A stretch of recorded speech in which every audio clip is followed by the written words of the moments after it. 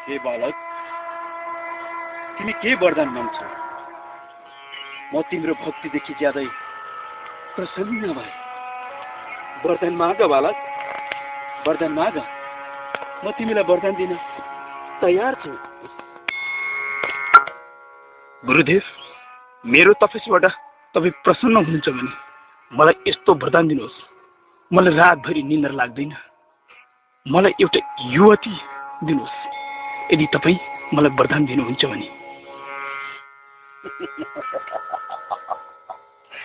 हे मूर्ख बालक, तँलाई युवती वरदान दिनु?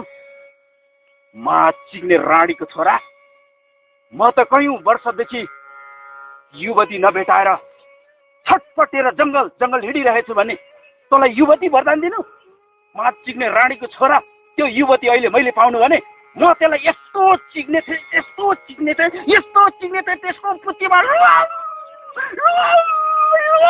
मेरो लाडो हाल्ने थिएँ। तब त कति मिठो हुन्थ्यो।